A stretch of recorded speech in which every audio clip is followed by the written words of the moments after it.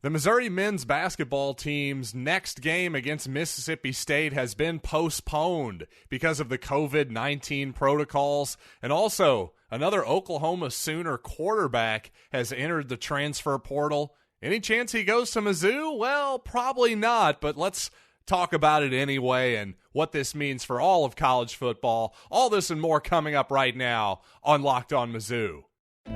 You are Locked On Mizzou, your daily podcast on the Missouri Tigers. Part of the Locked On Podcast Network, your team every day. Hey, all you true sons and daughters, I'm John Miller, your Mizzou mafioso and the central scrutinizer of Missouri Tigers football and basketball each and every weekday. And today's episode is brought to you by Sonos. Experience the game like never before with Sonos Arc, the premium smart sound bar for TV, movies, music, gaming, and more. Visit Sonos.com. So once again, the Tigers' next home game that was scheduled this Wednesday against Mississippi State is now postponed because of COVID safety protocols. This is within the Missouri program, by the way. So initially, Conzo Martin last week, of course, was the only person within the program to test positive for the virus. Well, now apparently it's spread further to within the team. Now the Alabama game down in Tuscaloosa on Saturday, that's up in the air as well. This after the women's basketball game against Vanderbilt was canceled recently. Well, I should say postponed because that game is now scheduled for January 20th. But you know what? Let's be honest. We saw this last season. Sometimes these COVID pauses can go on for a really long time. Now, that, of course, depends on a whole bunch of different factors. Of course, we live in a slightly different world than this past season with the proliferation of the vaccine, especially throughout college basketball. As I think we learned in the past couple weeks, the Missouri men's team is 100% vaccinated. I've got to assume the women's team is up there as well, at least in terms of high percentages of players vaccinated. So there's all that to take in. But you know what? If we're going to keep basically the same protocols, the same rules as we did last season, well, unfortunately, I think we're going to have a really, really hard time getting through most of this season, considering the transmissibility of the Omicron variant. You know, I'm not trying to be Mr. Viral expert here, but I think that's pretty obvious. You're seeing this isn't just a Missouri thing. Just take the top 10 of college basketball right now. You've got Gonzaga, Duke, Arizona with 2 straight postponed games with no immediate end in sight here. UCLA has had 3 straight games canceled or postponed, and boy, Louisville, on top of the nightmare season that they've had so far, also is basically on hold with their season as well. These are some major, big-time programs, some of the absolute elite programs in all of college basketball. So it's not as though these programs, after all this time, haven't figured out ways to be quote-unquote careful and try to mitigate the virus spread the best they can. Unfortunately, it just kind of seems like at least this variant is going to spread a lot. Now, the good news is it doesn't seem to be really hurting anybody, at least not in the world of college basketball. That's where I'll stay for this discussion because, well, guess what? That's what we're talking about in this segment. Again, all I'm trying to point out here is that at the very least, we got to make some adjustments. And so far, at the very least, the Big Ten has announced that games impacted by COVID-19 will no longer be automatic forfeits. They're reviewing contests, no contests, forfeitures, and all this kind of stuff. But at the same time, that's not enough. They really need to, quite frankly, just don't take my word for it. You want to take the word of the Centers for Disease Control. Well, let's look at what the CDC and Dr. Rochelle Walensky just recently said. Well, they just recommended that because PCR tests, according to their research, according to their best knowledge, can stay positive for up to 12 weeks, well, they no longer recommend that at the very least vaccinated individuals, after they have a quarantine period, an isolation period, well, we shouldn't be testing them anymore. Again, this is the opinion of Rochelle Walensky and the Centers for Disease Control, not me. Well, I just think at the very least, it sure makes a lot of sense for the NCAA to take a similar tact, because 12 weeks, well, gee, let's do that math. Yeah, we're beyond March Madness at that point for 12 weeks. So if guys if they can just continually test positive for the rest of the season, there just has to be an adjustment. That's the bottom line. By the way, one slight adjustment so far, the NCAA is considering easing the 25-game minimum for NCAA tournament eligibility. And, who knows at this point? I'm not trying to predict the future. It might be tough to get to 25. So there's no doubt that that's probably a good idea. But interestingly, no bubble at this point being considered by the NCAA for March Madness. Of course, you might remember last season, all of the games were played in the Indianapolis area to sort of avoid as much contact with the outside world as possible. Obviously, not to the extent of the NBA bubble from the fall of 2020, but, a similar concept for sure. But again, as of now anyway, the NCAA not considering a bubble format for the 2022 NCAA tournament. And in case you've forgotten that former Oklahoma quarterback Spencer Rattler was on the move in the transfer portal. He is now going to be at South Carolina next year, so Missouri fans will certainly get a close-up look at Spencer next season. But guess what? The man who replaced him, Caleb Evans, also entering the transfer portal at Oklahoma. So let's talk about that move. Could he possibly be a fit at Missouri? Where could he possibly go other than that?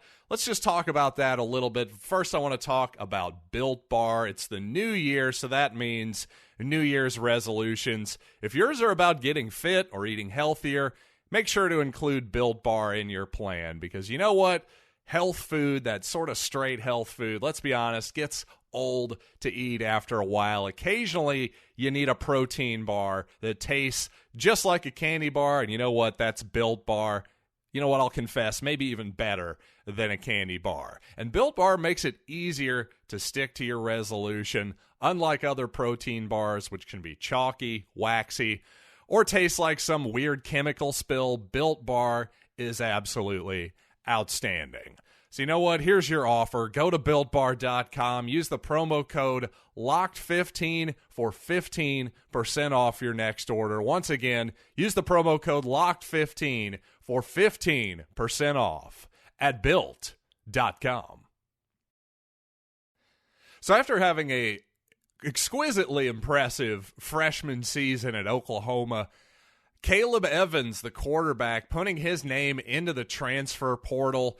And, well, if you're an Oklahoma fan, that's about the last thing you want to see right now. But to be fair, Williams quickly pointed out in his announcement that coming back to Oklahoma, very much an option for him. And while it's kind of easy to quickly be like, oh boy, another freshman, another diva, another young kid with no loyalty, let's not forget that Lincoln Riley just headed out the door down to USC. So this is certainly a situation, and all situations are unique, but certainly if I just look at this one situation, if I were Caleb Evans and I had the option of looking around after my head coach just jetted off to Los Angeles, well, I can totally understand that. And again, he's leaving open the option to come back to Oklahoma. And really, when you look at it, where does it make sense for Caleb Evans to go? Well, to be brutally honest, probably not Missouri, right? Because if you're the starting quarterback at Oklahoma, even without Lincoln Riley in tow, you've got to assume that's a pretty darn good place to be. So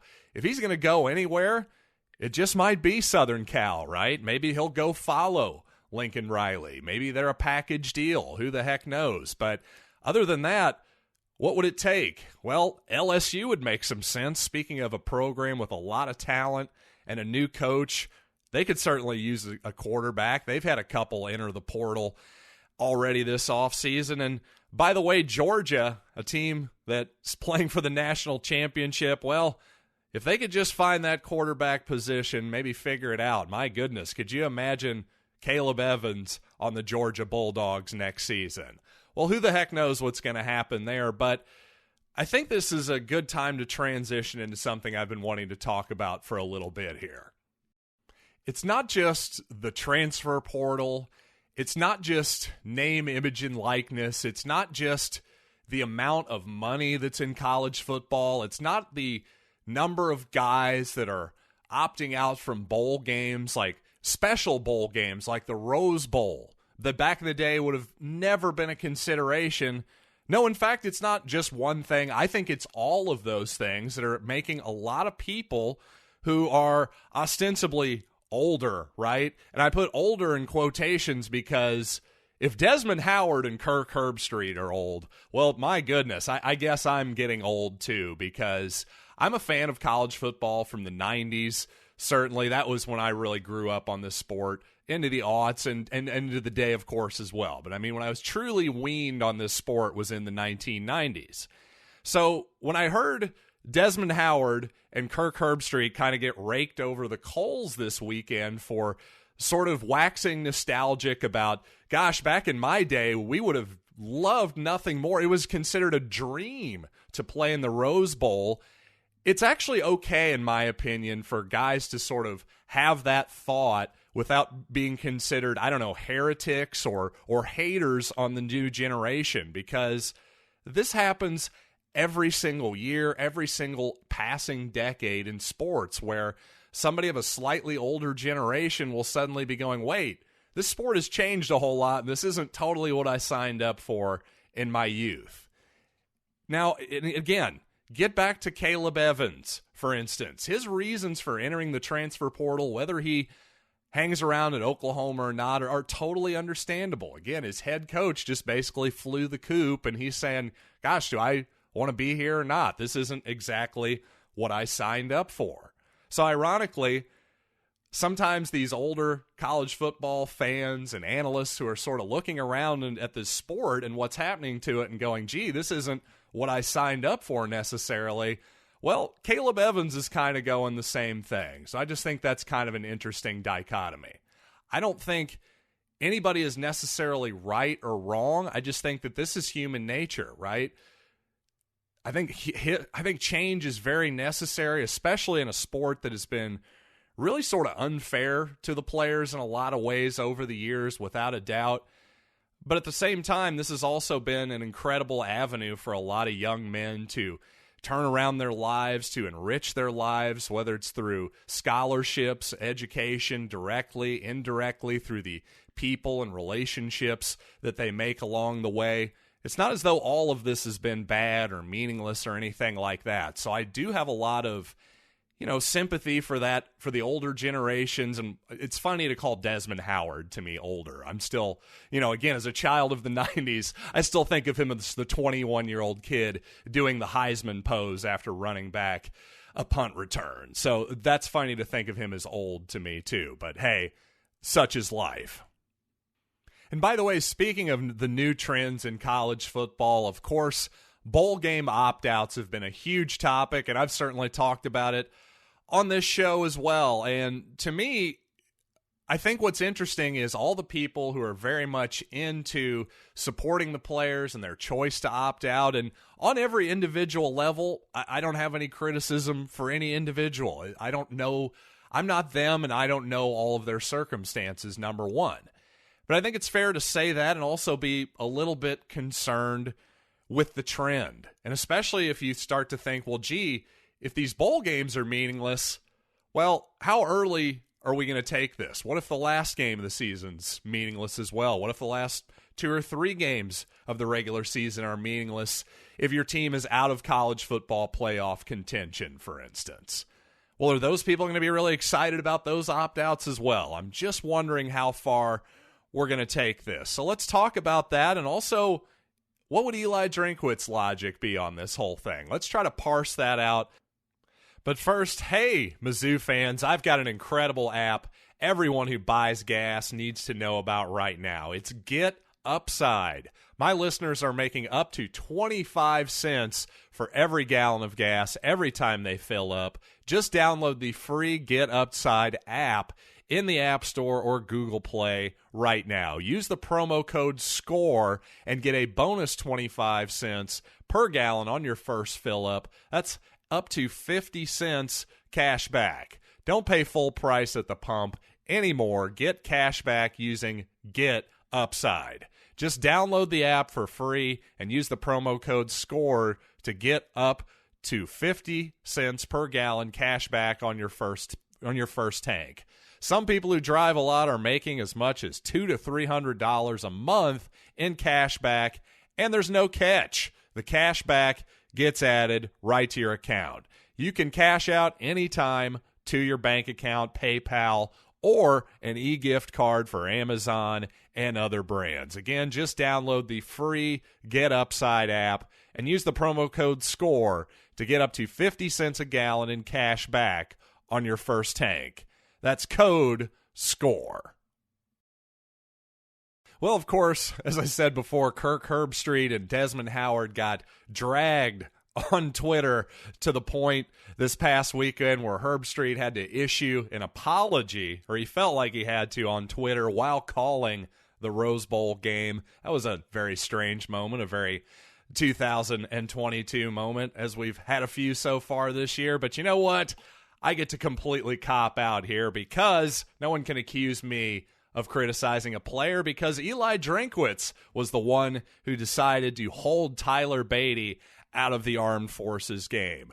So, you do have to wonder, though, if the Army game, if the Armed Forces Bowl is essentially meaningless to the point where Tyler Beatty needs to not dress out for that game, well, you have to then question why the Arkansas game is so much more meaningless than the bowl game. Again, by the end of that season, the final game of the regular season, of course, Black Friday of 2021, Missouri was already bowl eligible. They'd clinched a bowl appearance. They were definitely going bowling that year.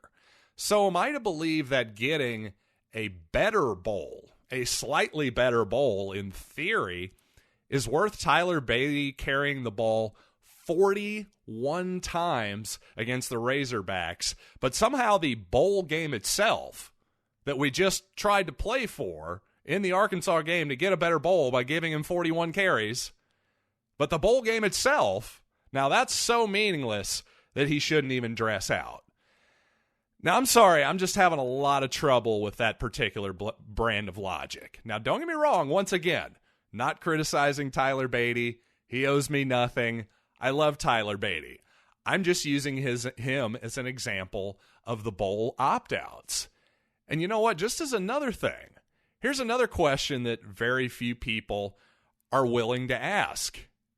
Does this actually help people and their NFL draft prospects? Now, you're avoiding injury, no doubt about that.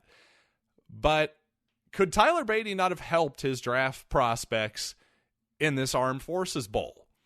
And then you can even go the other way and say, well, gosh, if Tyler Beatty, what did he do in the last Arkansas game to really help his draft status? How about the last 2 or 3 games?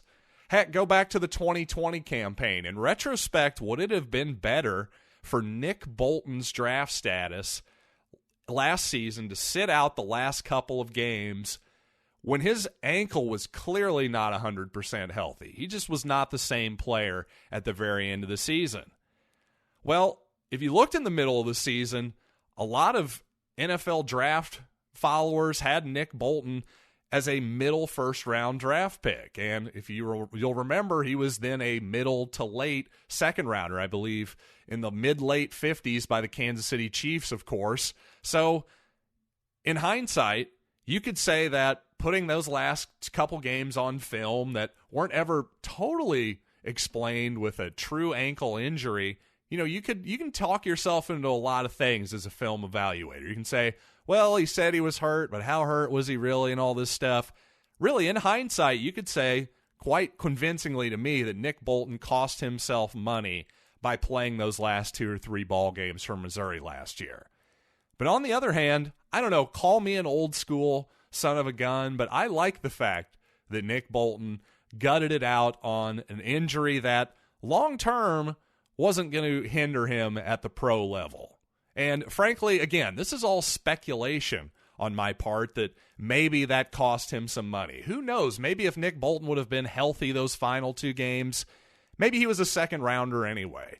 Perhaps Todd McShay and Mel Kiper Jr. were just overhyping the young man a few months out from the draft.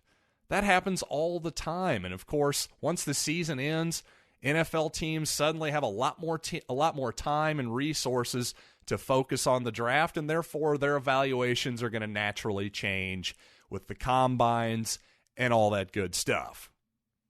Ultimately, this is all just a long way of me saying that I don't think it's incredibly clear that simply sitting out a bowl game is all that advantageous. And even for somebody like Matt Corral, who apparently had a somewhat serious ankle injury that knocked him out of their Ole Miss's bowl game against Baylor, well, I'm just not so sure that injury is going to hinder his draft prospects. I'm really not, considering we're still months away from the draft. We're still, 9 months away from the start of the NFL season.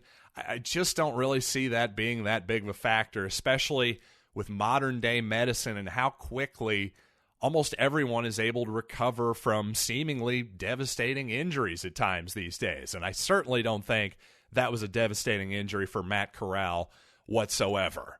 Now, there's a couple other things I want to talk about this. Of course, the fans, like myself, have maybe expressed some frustration. Most of my frustration, again, is maybe with the trend, certainly not with individual players, but specifically on the Missouri side, my frustration leading into the bowl game was just the lack of communication and sort of the late nature, the sort of 13th hour nature of, hey, let's just drop all this injury information on everybody. I didn't really appreciate that as a diehard Mizzou fan.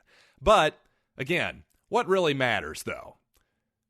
Do Tyler Beatty's teammates care that he opted out? I really doubt it, honestly. I don't think that they're looking at Tyler Beatty as a guy who owes them anything either. Just like I don't think Tyler Beatty owes me as a fan anything. Again, the guy carried the ball 41 times in his last regular season game. He left it all on the field his senior year.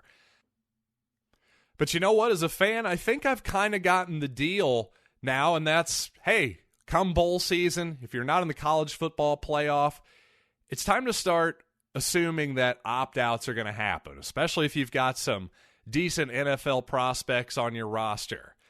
Now, I will say, surprisingly, as I was watching these bowl games, just from an entertainment perspective, maybe that's not the worst thing in the world, because sometimes some of these opt-outs can make these games a little bit more unpredictable and competitive than they otherwise would be, which, guess what? As a TV property, which is mostly what these bowl games have become at this point, there are a whole lot worse things that you can be than competitive and unpredictable. So with all that being said, thanks for joining me on this edition of Locked On Mizzou. Got to be brutally honest, with the Tiger basketball team having a canceled game, the women's team having a canceled game, I don't know how much content we're going to get to this week. I know I say each and every weekday, but hey, these are unprecedented times that just keep going on. But you know what? This podcast keeps going on and on too, so thanks so much for listening as always. And I am John Miller, and this has been Locked on Mizzou.